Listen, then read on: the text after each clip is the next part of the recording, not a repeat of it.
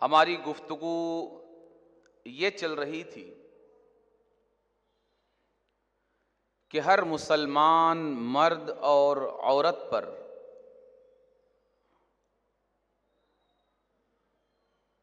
दो जिम्मेदारियां एक साथ अल्लाह तबारका व तआला ने इस आयत करीमा के ज़रिए रखी हैं।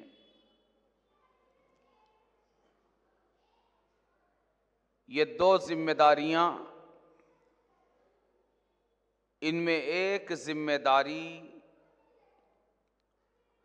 अपने आप को जहन्नम की आग से बचाना है और दूसरी जिम्मेदारी अपनी आलो औलाद और अपने अहलो आयाल को जहन्नम की आग से बचाना है। ये दोनों जिम्मेदारियां अल्लाह तबारका व तआला ने हर मुसलमान मर्द और औरत के कांधे पर रखी हैं। और ये भी अर्ज़ किया था कि ये दोनों जिम्मेदारियां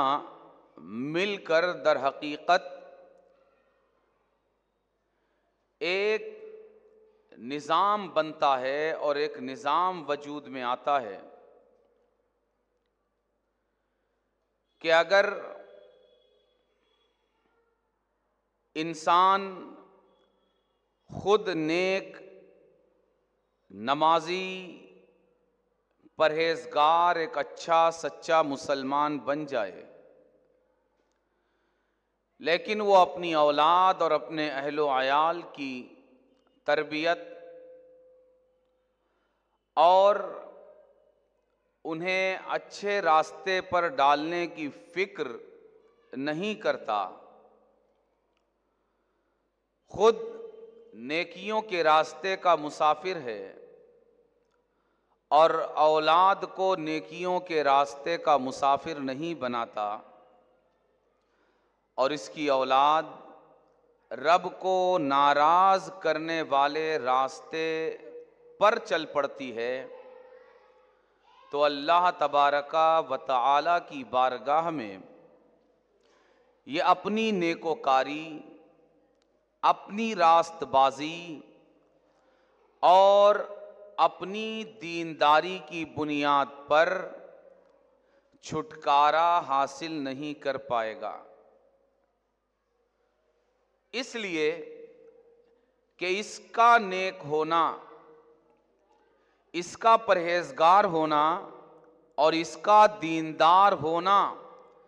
सिर्फ इतने से पूरा नहीं हो सकता कि ये खुद नमाजी बन गया है, ये खुद झूठ बोलने से बच गया है। इसका नेक होना, नेकोकार होना सिर्फ इतने से पूरा नहीं होगा कि ये रास्ती के रास्ते पर चल रहा है,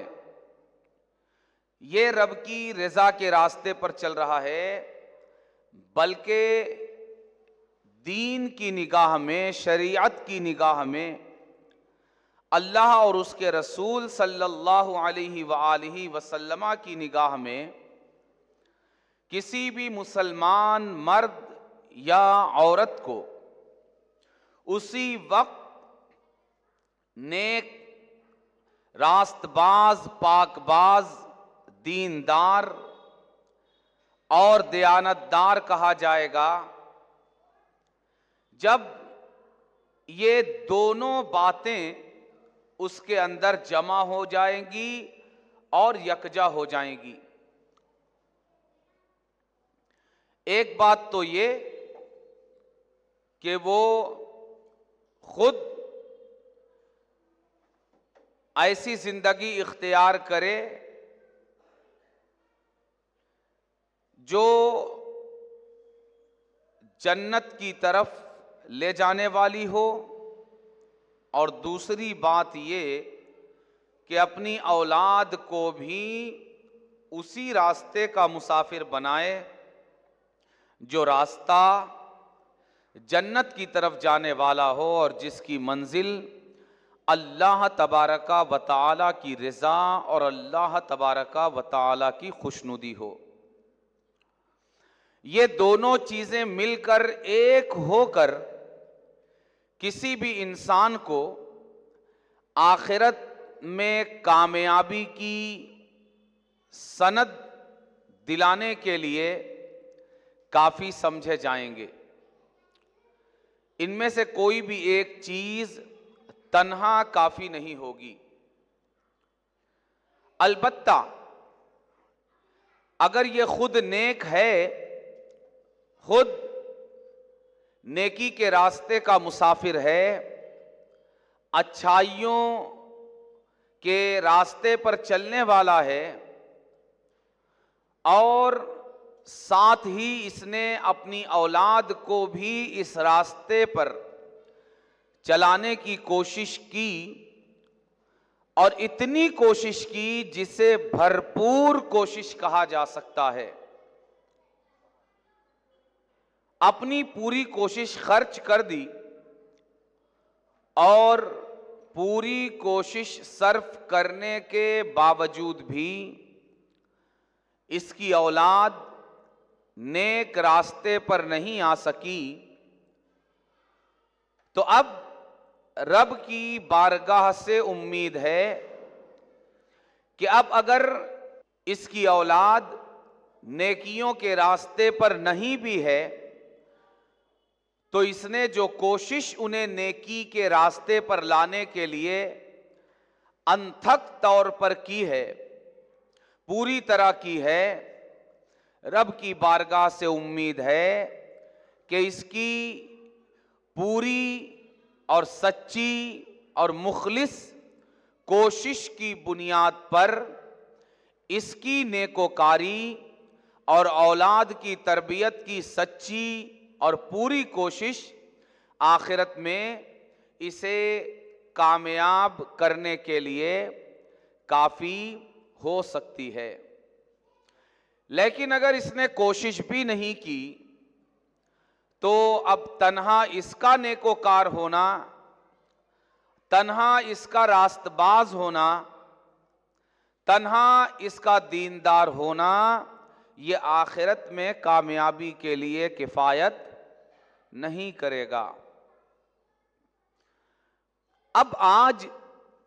यहां आज की गुफ्तगू में जो इंतहाई अहम बात को हमें बहुत अच्छी तरह समझना है, वो बात एक ऐसी बात है कि जिसका सहारा लेकर हमारे मुआशरे में माएँ और इसी तरह बाप ये बड़ी आसानी के साथ औलाद की तरबियत से अपना दामन झाड़ लेते हैं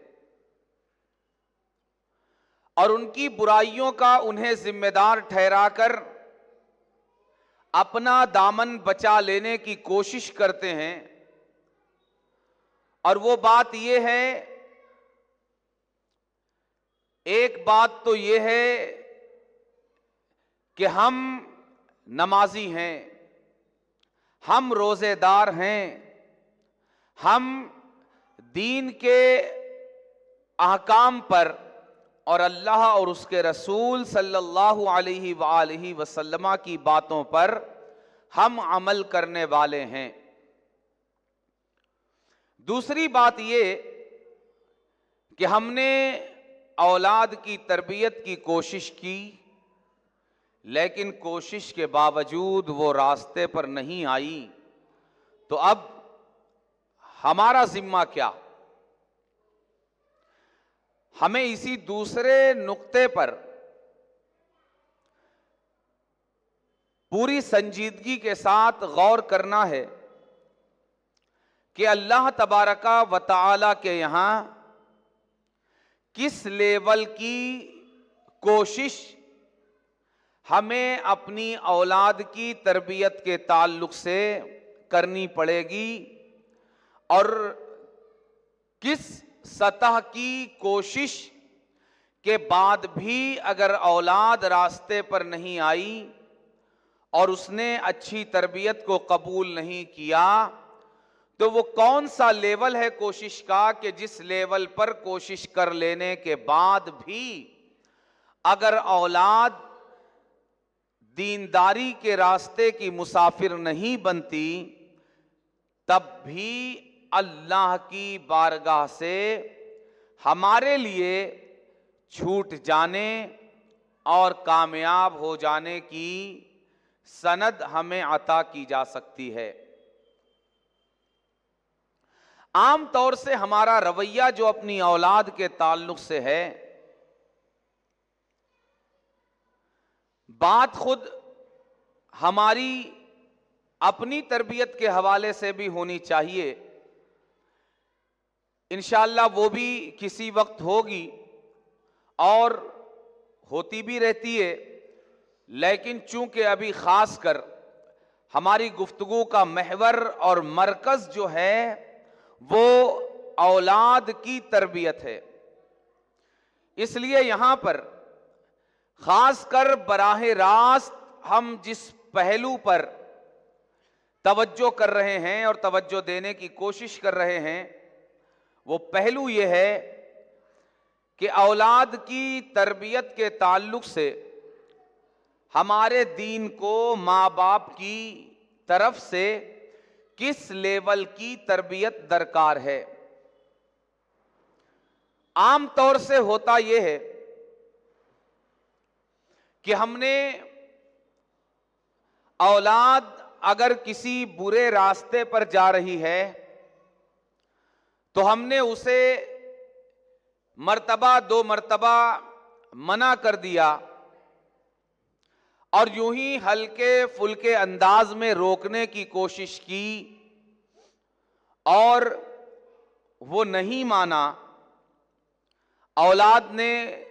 आपकी नसीहत और आपकी कोशिश पर कान नहीं धरा, तो हम औलाद को उनकी उसी हालत पर छोड़कर ये समझ बैठते हैं कि हमने तो कोशिश कर ली, हमने तो बोल दिया, हमने तो कह दिया, हमसे जो हो सकता था हमने कर लिया, अब वो जाने, उनका काम जाने, अब हम पर इसकी कोई जिम्मेदारी दीन और दुनिया के हवाले से आयद नहीं होती। और अल्लाह तबारका व तआला के यहाँ भी अब हम इनके किसी कौल, किसी अमल, इनके किसी करतूत और इनकी किसी बात के जिम्मेदार नहीं हैं। मेरी माँओं और बहनों, मैं पूरी संजीदगी के साथ आपको इस अहम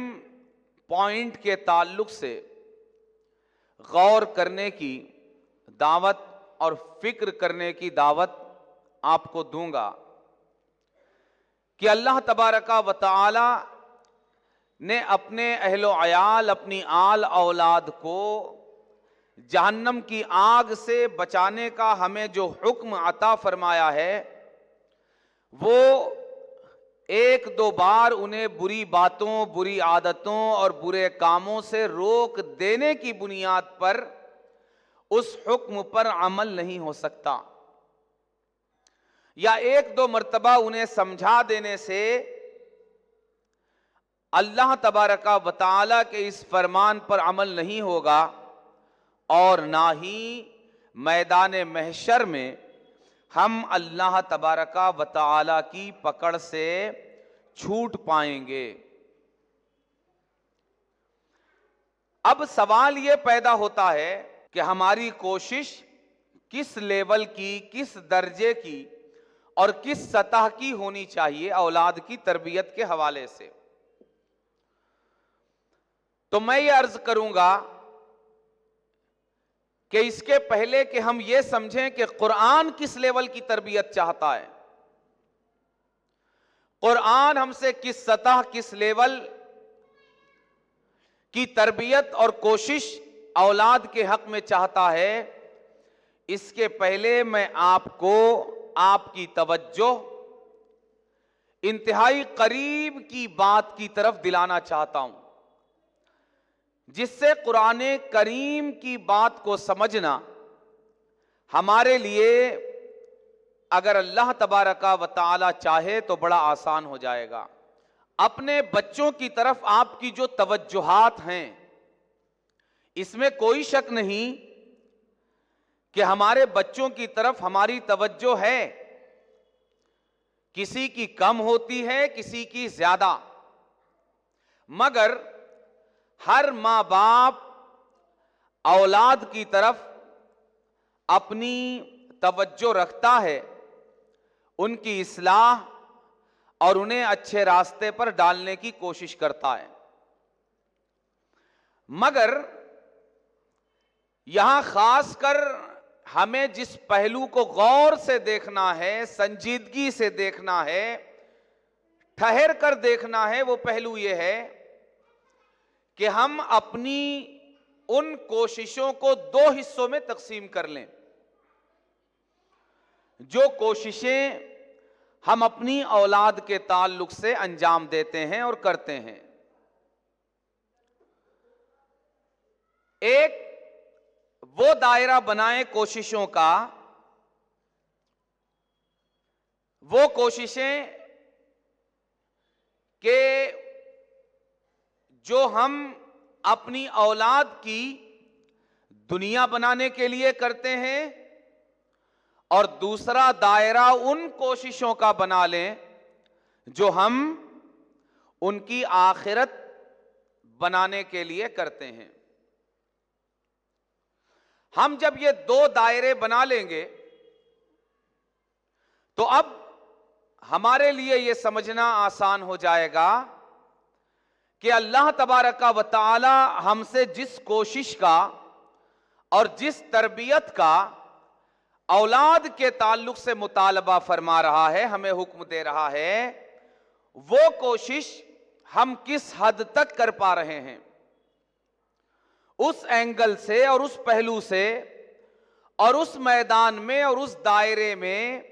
हम किस हद तक अपनी औलाद की तरबियत की तरफ तवज्जो कर पा रहे हैं। तवज्जुहात हम सब की है, मगर तवज्जुहात का एक दायरा वो है जो दुनिया के हवाले से हम उनकी तरफ करते हैं, और तवज्जुहात का एक दायरा वो है जो आखिरत के ताल्लुक से हम उनकी तरफ करते हैं। जब हम अपनी तवज्जुहात, अपनी कोशिशों, अपनी मेहनतों और अपनी जिम्मेदारियों को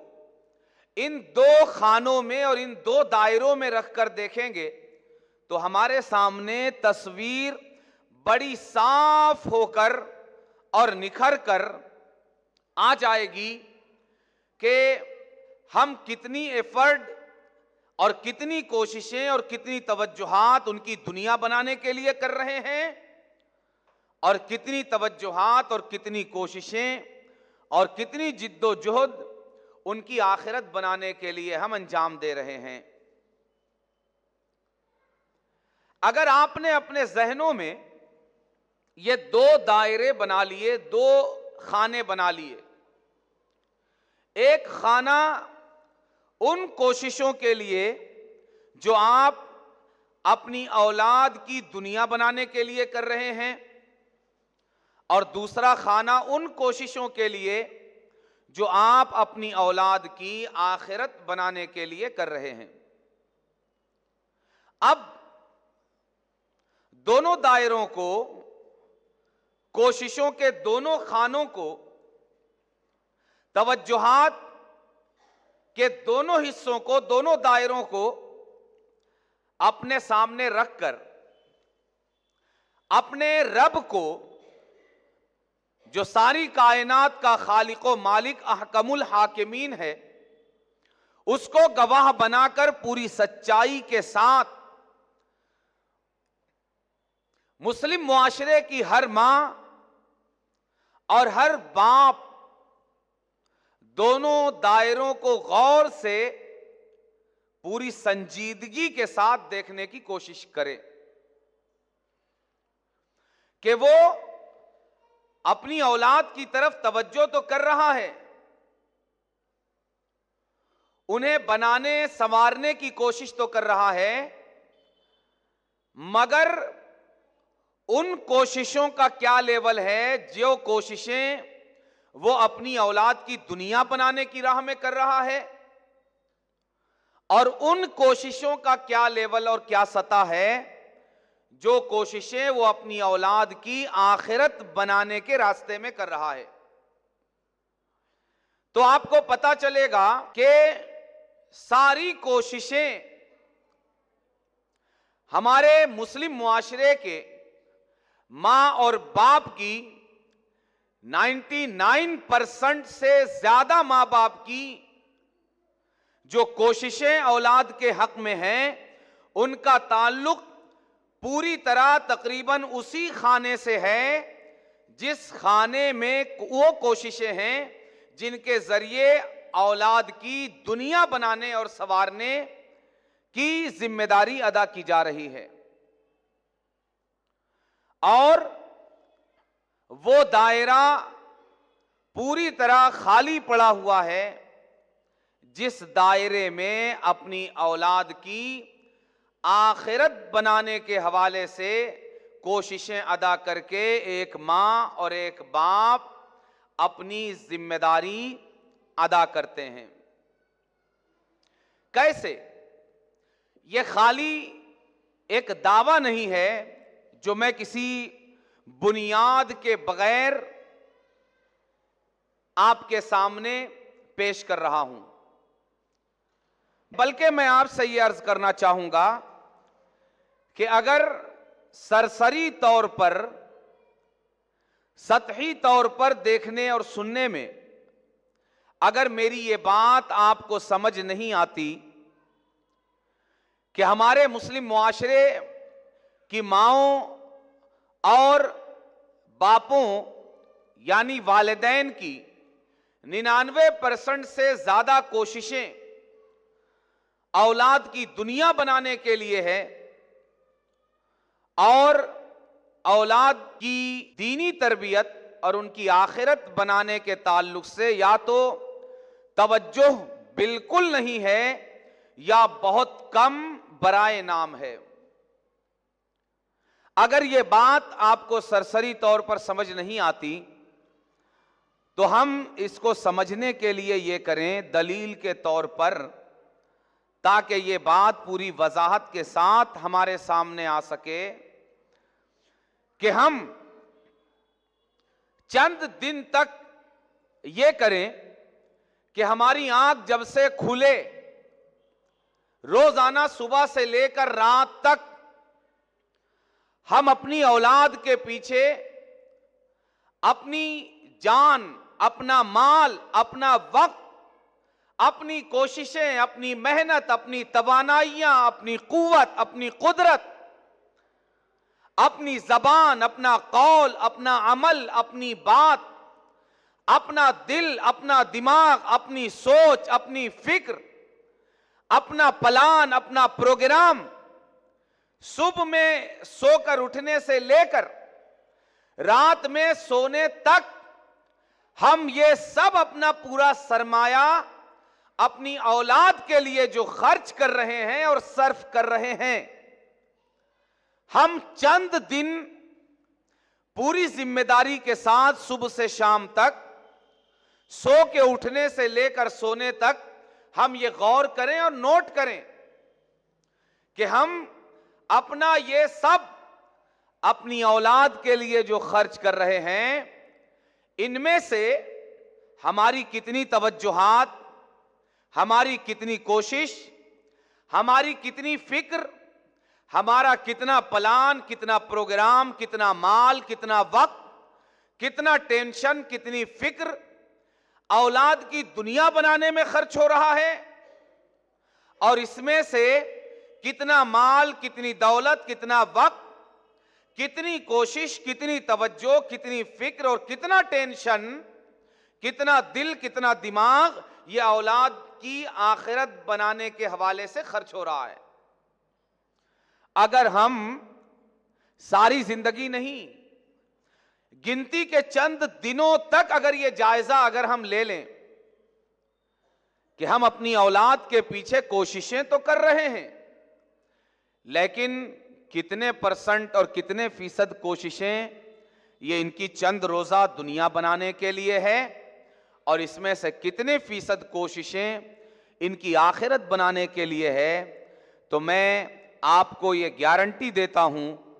कि ऐसी काली और सियाह सच्चाई हमारे सामने आएगी जिसका सामना हम करने के लिए जीते जी तैयार नहीं हो सकेंगे, और हम ये हिम्मत नहीं जुटा पाएंगे कि क्या हम इस खरी सच्चाई के साथ अपने रब का सामना मरने के बाद कर पाएंगे, और क्या दुनिया की इस कदर फिक्र के साथ हम अपनी कब्र में, हश्र में और आखिरत में रब की बारगाह से अपनी कामयाबी की सनद पा सकेंगे। मिसाल के तौर पर हमारी जब सुबह आंख खुलती है, हमारे घर में हमारे छोटे बच्चे भी हैं, हमारे बड़े बच्चे भी हैं, हमारे गैर शादीशुदा हमारी औलाद भी है, उसी घर की चार दीवारी में हमारी शादीशुदा औलाद भी है। इन तमाम औलादों के हवाले से हम जब सुबह उठते हैं तो हम ये देखें कि हमने सुबह उठने के बाद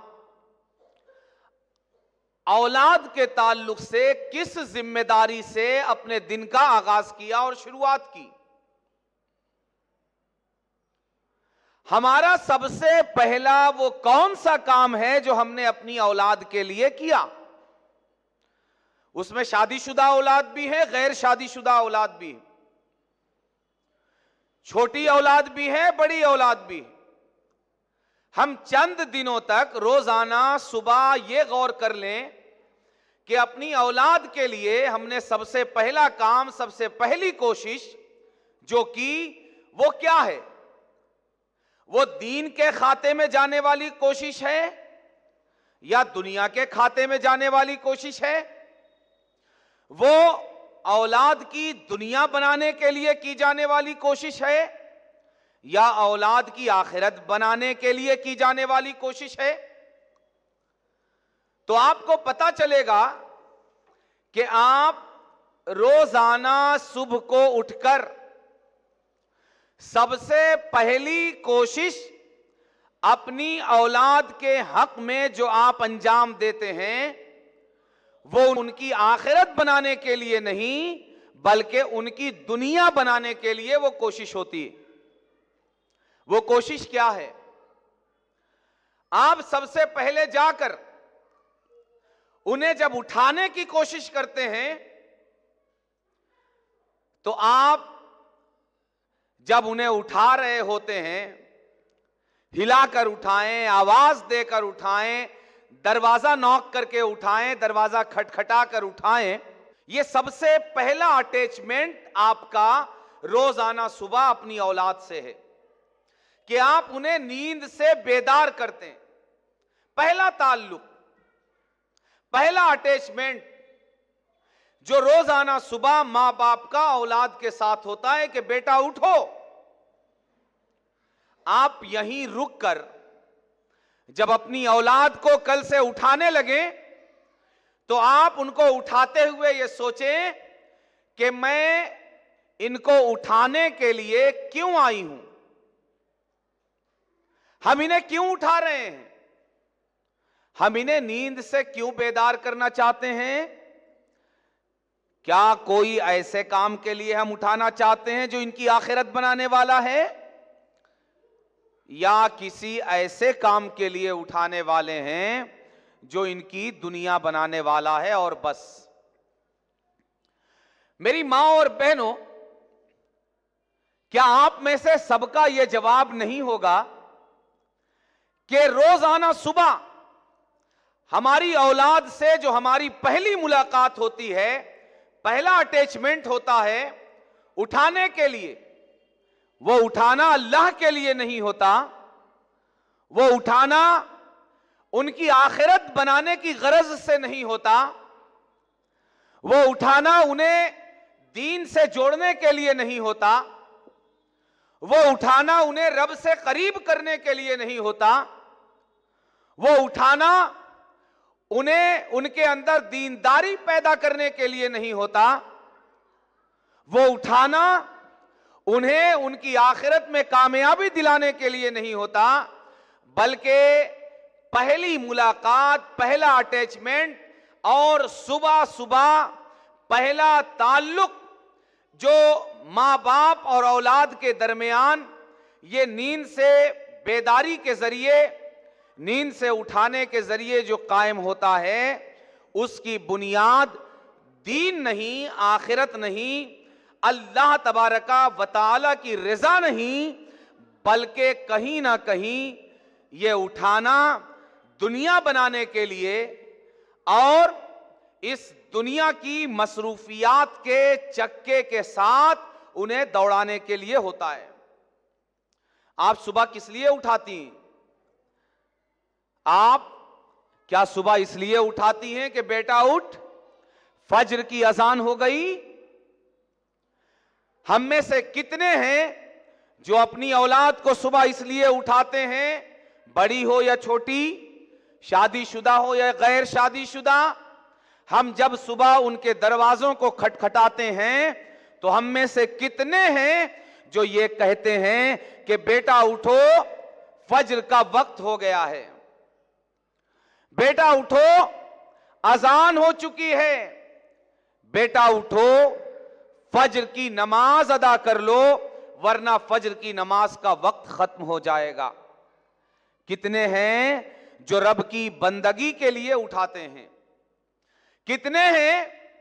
जो औलाद के दरवाजे पर जाकर जब दस्तक देते हैं तो पहला कलमा उनकी जबान से जो निकलता है और सुबह सुबह पहली आवाज और पहली कोशिश औलाद के लिए, वो उनकी दुनिया की खातिर नहीं बल्कि उनके दीन की खातिर और उनकी आखिरत की खातिर करते हैं। कितने हैं? मेरी माँ बहनों, मैं भी इसी माशरे में शबो रोज गुजारने वाला और तकरीबन 15-20 सालों से अपनी जिंदगी का ज्यादातर वक्त इस मुआशरे को बड़े करीब से देखने में गुजार रहा हूं। मुझे पता है कि हमारा अपनी औलाद के साथ जो सुबह सुबह में पहली मुलाकात अपनी औलाद से जो होती है, वो नमाज की खातिर उठाने के लिए नहीं होती, वो फज्र के लिए उठाने के लिए नहीं होती, ये बताने के लिए नहीं होती कि फज्र की अजान हो चुकी है, ये बताने के लिए नहीं होती कि अगर तुमने उठकर फज्र की नमाज नहीं पढ़ी तो अनकरीब फज्र का वक्त खत्म हो जाएगा, ये बताने के लिए नहीं होती कि अगर तुमने फज्र की नमाज नहीं पढ़ी तो मेरा और तुम्हारा और सारी कायनात का पैदा करने वाला हमसे नाराज हो जाएगा। ये बताने के लिए औलाद के दरवाजे पर हम दस्तक नहीं देते कि अगर तुमने उठकर फौरन नमाज नहीं पढ़ ली तो कुछ ही देर में फज्र का वक्त खत्म हो जाएगा और फिर जिंदगी में दोबारा कभी ये वक्त लौट कर नहीं आएगा। नहीं, बल्कि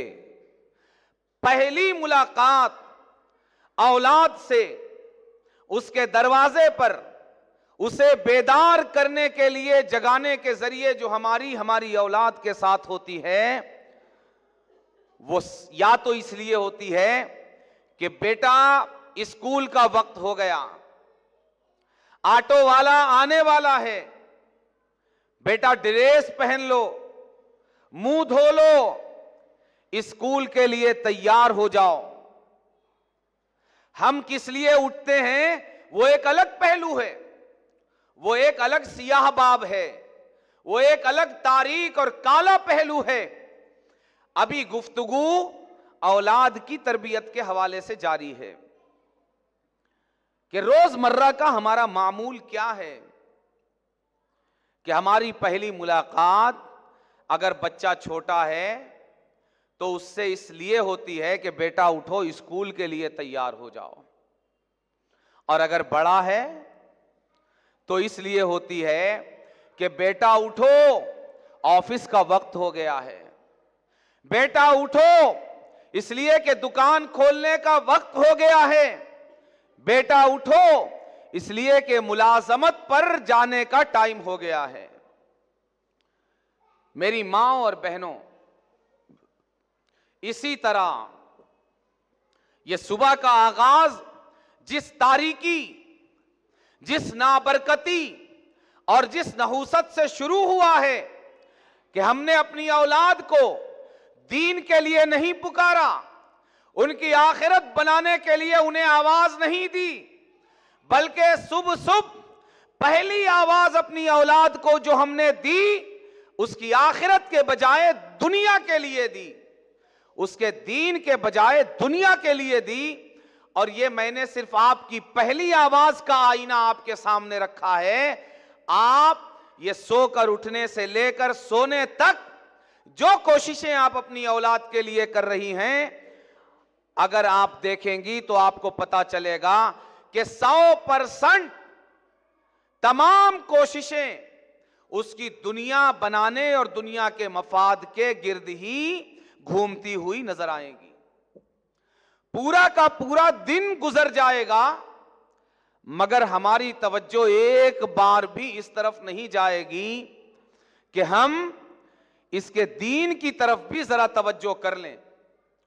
इसकी आखिरत के ताल्लुक से भी तवज्जो कर लें। क्यों? इसलिए कि अगर दुनिया की फिक्र की तो इसकी दुनिया बनेगी, इसकी दुनिया बनेगी तो हो सकता है अगर फरमा बरदार निकला, अगर इताअतशार निकल गया किस्मत से, तो हमें दुनिया की चंद रोजा जिंदगी में अच्छा खिला पिला देगा, अच्छा घर हमें दे देगा और हमारी बुढ़ापे की जिंदगी खुशहाली के साथ गुजर जाएगी। मगर क्या हमें आखिरत के हवाले से भी कुछ फिक्र है? क्या हम ये भी सोचते हैं कि अगर इसकी आखिरत के लिए हमने कोशिश की और इसकी आखिरत बन गई तो ये हमेशा के लिए जहन्नम में जलने से बच जाएगा और हम भी जहन्नम में जाने से इसकी वजह से बच जाएंगे और हमारी हमेशा की जिंदगी राहत और आराम की जिंदगी हो जाएगी, सुकून और इत्मीनान की जिंदगी हो जाएगी। क्या पता चला हमारी जिंदगी का आईना,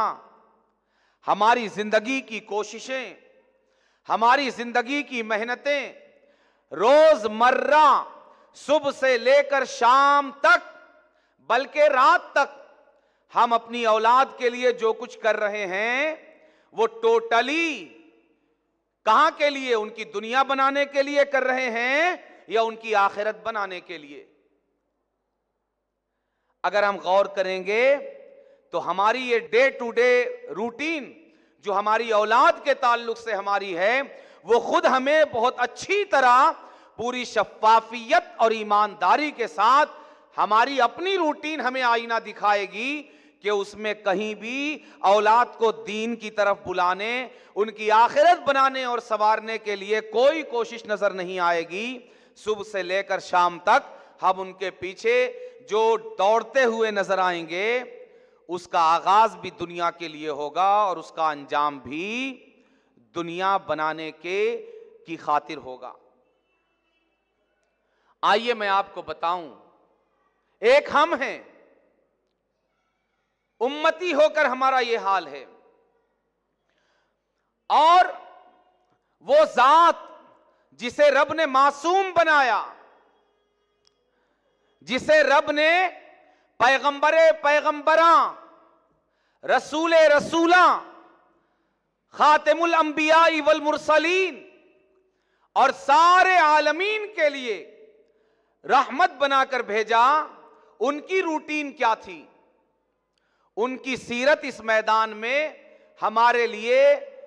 कौन से रहनुमा उसूल हमारे सामने रखती है। अगर हम आकाए करीम सल्लल्लाहु अलैहि वसल्लम की जिंदगी का मुताला करें, जिनकी जात के ताल्लुक से हम ये ढोंग रचते हैं सुबह से शाम तक, ये झूठा दावा करते हैं, और हम मगरमच्छ के आंसू बहाते हुए नहीं थकते कि हमसे बड़ा कोई आशिक़े रसूल पैदा ही नहीं हुआ, हमसे बड़ा इश्क़े रसूल का दावेदार पैदा ही नहीं हुआ। हमारा सुबह शाम का नारा ये है, ऐसे नारे जो सहाबा ने भी कभी नहीं लगाए होंगे। हम जैसे मक्कार आशिक़े रसूल, हम जैसे झूठे आशिक़े रसूल, हम जैसे नालायक आशिक़े रसूल, इश्क़े रसूल पर धब्बा बनकर हमारा नारा क्या है, गुलामी रसूल में मौत भी कबूल है। हमसे बड़ा झूठा, हमसे बड़ा अय्यार, हमसे बड़ा मक्कार, हमसे बड़ा फ्राडी कोई और हो सकता है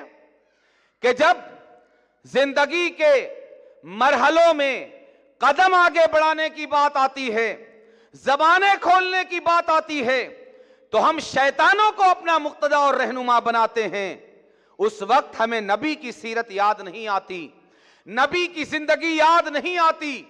मगर जहां नारे लगाने का मौका आया तो फिर हमसे बड़ा आशिक़े रसूल और हमसे बड़ा इश्क का दावेदार कोई और हमें नजर नहीं आता। आइए मैं आपको सीरत का आईना दिखाऊं।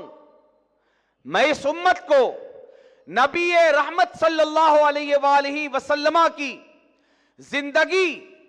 की जो सुबह हुआ करती थी, आपकी जो पहली मुलाकात आपकी औलाद से हुआ करती थी, वो दौर आपके सामने रखूं। नबी करीम की सीरत की हर सुबह आपके सामने रखूं। नबी करीम की हर सुबह अपनी चहीती और लाडली औलाद से मुलाकात की तस्वीर आपके सामने रखूं और आपको बताऊं कि नबी की जिंदगी किस डायरेक्शन की तरफ हमें बुला रही है और हम किस डायरेक्शन की तरफ जा रहे हैं। नाम नेहाद मक्कार और फराडिये आशिक़े रसूल किस तरफ जा रहे हैं और रसूल की सीरत और रसूल की जिंदगी किस तरफ हमें ले जाना चाहती है। हम सालों से अपनी औलाद से सुबह जो पहली मुलाकात करते हैं, ना नमाज के लिए, ना रोजे के लिए, ना नेकोकारी के लिए, ना दीन के लिए, ना दयानतदारी के लिए, ना दीनदारी के लिए, ना उनकी आखिरत संवारने के लिए, मगर मैं इस उम्मत को दावत देता हूं कि आए और पैगंबर आखिरुज़्ज़मा की सीरते तैयबा के इस वरक को अपने दिल जान की तख्ती पर ऐसा लगाने की कोशिश करे कि सीरत का ये वरक उसकी डे टू डे रूटीन का ऐसा हिस्सा बने कि इसकी जिंदगी में नबी की सीरत की रोशनी नजर आए। पैगंबर आखिरुज़्ज़मा सल्लल्लाहु अलैहि वसल्लम, आपकी पहली मुलाकात आपकी औलाद से रोजाना सुबह जो हुआ करती थी, कुर्बान जाएं, सिर्फ ये नबी बेमिसाल नहीं है, सिर्फ ये रसूल बेमिसाल नहीं है, बल्कि जिस तरह ये नबी बेमिसाल है, जिस तरह ये रसूल बेमिसाल है, इसी तरह इस नबी की औलाद भी बेमिसाल औलाद है कि न इस कायनात ने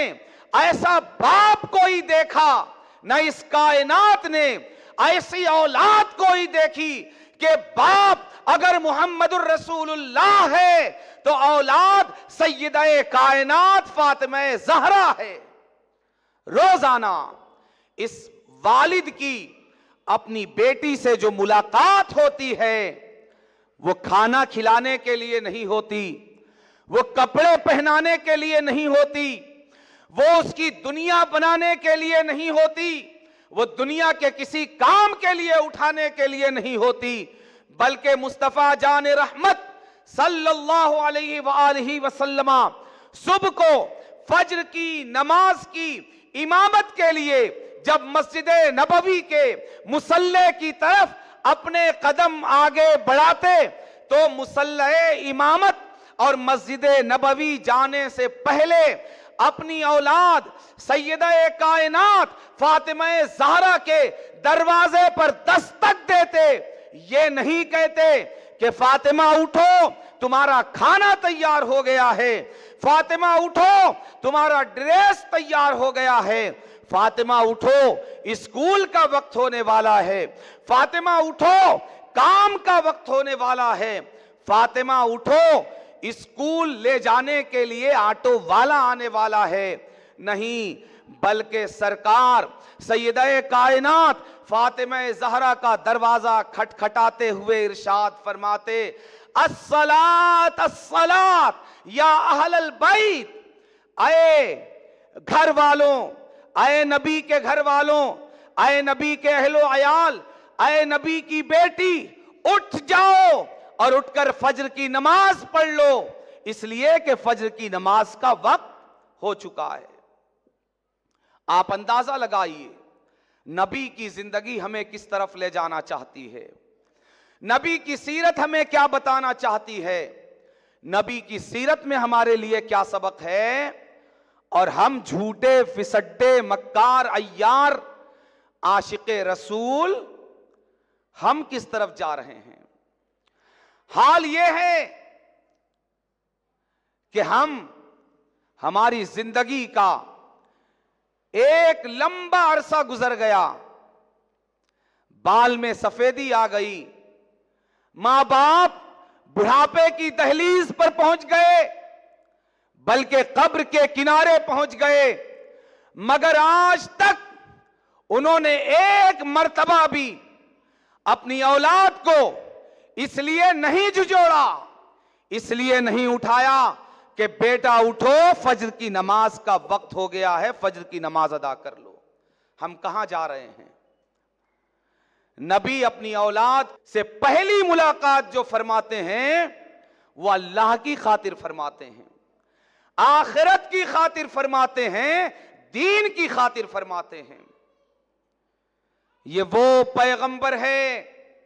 वो मासूम सीरत पैगंबर जिसके सदके जो कोई जन्नत की खुशबू पा सकेगा सदका होगा नाले मुस्तफा का। मगर उस नबी की अपनी औलाद के ताल्लुक से जो अंदाज है, जो तरीक़े कार है, वो सिर्फ उस नबी का तरीक़े कार नहीं बल्कि क़यामत तक आने वाली उम्मत के लिए तरीक़े कार है। मेरी माँ और बहनों, हम नबी के तरीक़े कार और अपने तरीक़े कार को अगर सामने रखकर देखें तो हमें पता चलेगा कि नबी जिस डायरेक्शन में जा रहे हैं, नबी की सीरत जिस समत में जा रही है, हम टोटली अपोजिट डायरेक्शन के मुसाफिर हैं। नबी अगर मशरिक में जा रहे हैं, हम मगरिब में जा रहे हैं। नबी की सीरत अगर शिमाल की तरफ बुलाना चाहती है, हम जनूब की तरफ जा रहे हैं। मेरी माँ और बहनों, इसीलिए मैंने ये अर्ज किया कि हमारी पूरी कोशिशें अपनी औलाद के ताल्लुक से उनकी दुनिया बनाने के लिए है, उनकी आखिरत बनाने के लिए, उन्हें दीन से जोड़ने के लिए हमारे पास कोई कोशिश, कोई तवज्जो, हत्ता के मुंह से निकलने वाला एक जुमला भी इसलिए नहीं है कि उनका दीन बन जाए और उनकी आखिरत बन जाए। यही पैगंबर आखिरुज़्ज़मा जो सुबह फज्र में, क्या नबी को अपनी बेटी से मोहब्बत नहीं है कि बेटी की नींद पूरी हो जाए, दामाद की नींद पूरी हो जाए, उनके नौनिहालों हसन और हुसैन की नींद पूरी हो जाए? क्या नबी को अपनी औलाद से प्यार नहीं है? नबी से ज्यादा कौन है जिस दिल में सारी उम्मत का गम और फिक्र बसता हो? वो उम्मत अपनी औलाद की फिक्र और गम से कैसे खाली हो सकती है? उस नबी का सीना अपनी औलाद के गम और अपनी औलाद की फिक्र से कैसे खाली हो सकता है? मगर नबी जानते हैं कि दुनिया से ज्यादा आखिरत की तरफ इन्हें तवज्जो दिलाने की जरूरत है, ताकि कयामत तक आने वाली उम्मत इस सीरत पर अमल करके, इस तर्ज़े जिंदगी पर अमल करके, इस अंदाज़े जिंदगी पर अमल करके अपनी औलाद की तरबियत करे। आप देखिए, सुबह पहली मुलाकात अल्लाह के लिए करते हैं कि फज्र का वक्त हो गया, उठकर नमाज पढ़ लो, आखिरत के लिए। मगर यही सय्यदा कायनात हैं कि जब अपने हाथों में आबले लेकर चक्की पीस पीस कर, हाथों में आ जाने वाले छाले लेकर अपने बाबा जान सरवरे कायनात की बारगाह में इसलिए पहुंचती है कि बाबा जान आपके पास माले गनीमत में जो खादिम और नौकर आए हुए हैं, इनमें से कोई खादिम और कोई नौकर अपनी इस लाडली बेटी को इनायत फरमा दीजिए। इसका हाथ देखिए, इसका हाथ आबलों और छालों से भर चुका है। इसके शौहर की कमर और पीठ अपनी कमर पर पानी के मशकीज़े उठा उठाकर टूट चुकी है। बाबा जान, अय उम्मत के गमगुसार आका, अपनी लाडली बेटी की मशक्कतों की तरफ भी तवज्जो फरमाइए। अपनी बेटी के हाथों के आबले भी देख लीजिए, बेटी के हाथ पर पड़े हुए छाले भी देख लीजिए, और अपने दामाद और अपने बिरादर मौलाए कायनात अलीउल मुर्तजा शेर खुदा की पुश्ते मुबारक का दर्द और उसकी शिकन भी देख लीजिए। और मुझे कोई खादिम इनायत फरमा दीजिए जो हमारे कामों में हमारे लिए मददगार बने। वो नबी जो दूसरों से पहले अपनी बेटी को फजर की नमाज के लिए उठाता है, जब दुनिया की आसानी का मामला आता है तो नबी इरशाद फरमाते हैं, गम गुसारे उम्मत इरशाद फरमाते हैं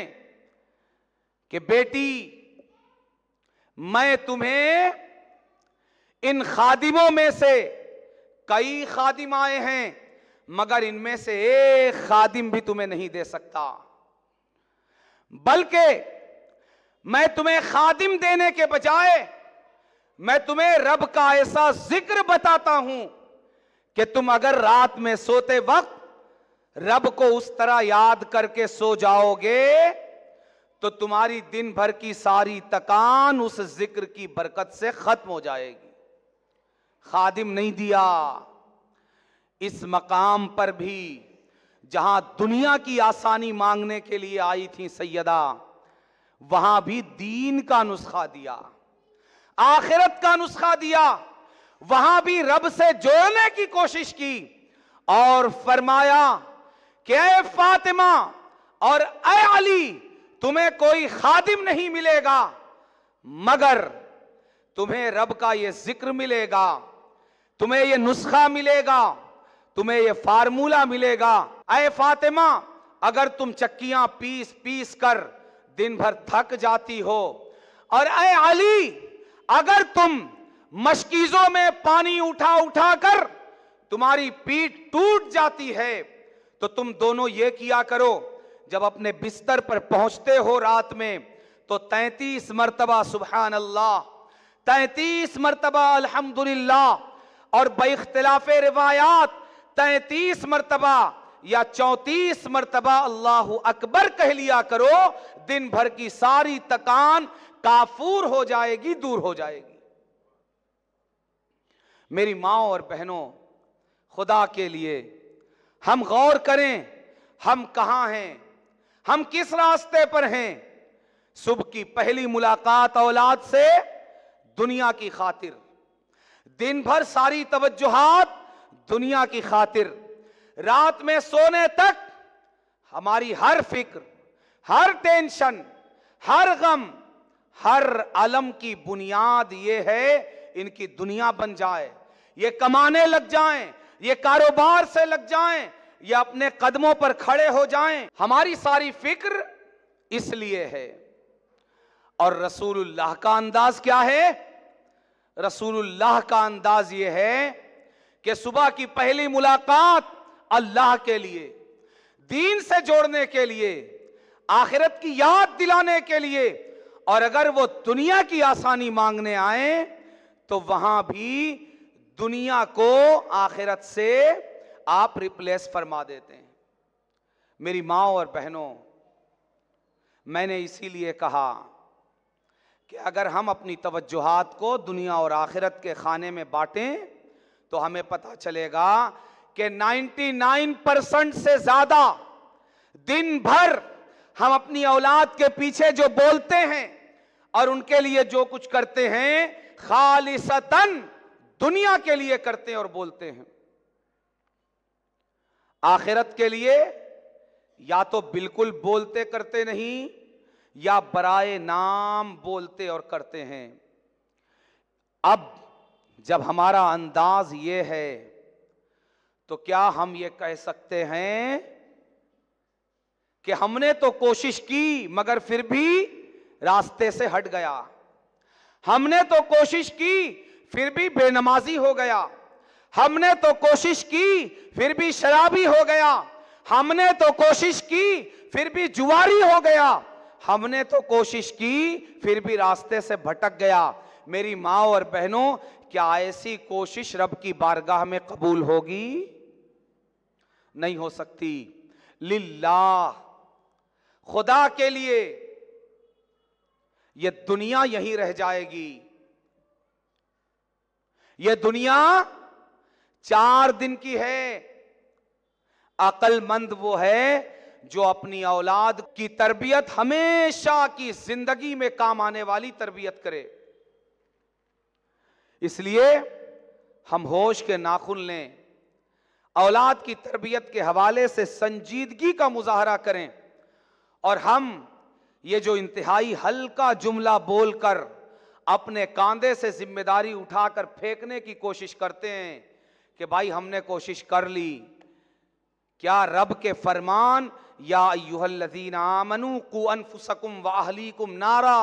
वक़ूदुहन नासु वल हिजारा, कि ऐ मुसलमान मर्दों और औरतों, अपनी औलाद को उस आग से बचा लो, अपने आप को भी और अपनी औलाद को भी, जिसे इंसानों को डाल डाल कर और पत्थरों को डाल डाल कर भड़काया जाएगा। क्या हम इस आयत करीमा और इस हुक्म रब्बी का तकाजा पूरा कर रहे हैं? ये तो मैंने आपको हमारी रोजमर्रा की जिंदगी के जरिए आईना दिखाने की कोशिश की। आइंदा हम ये देखने की कोशिश करेंगे कि रब किस दर्जे की कोशिश चाहता है। रब आग से बचाने का हुक्म हमें दे रहा है। अब आग से बचाने में किस तरह की कोशिश होनी चाहिए, इसको इंशाअल्लाह रब की तौफीक शामिल हाल रही तो आइंदा देखेंगे। अल्लाह तबारक व तआला हमें अपनी औलाद की दीनी तरबियत के हवाले से पूरी तरह हस्सास होने की तौफीक अता फरमाए और अपनी तमाम तर तवज्जुहात को अपनी औलाद की दीनी तरबियत की तरफ मबजूल करने की हमें सआदत अता फरमाए। वमा अलैना इल्लल बलाग।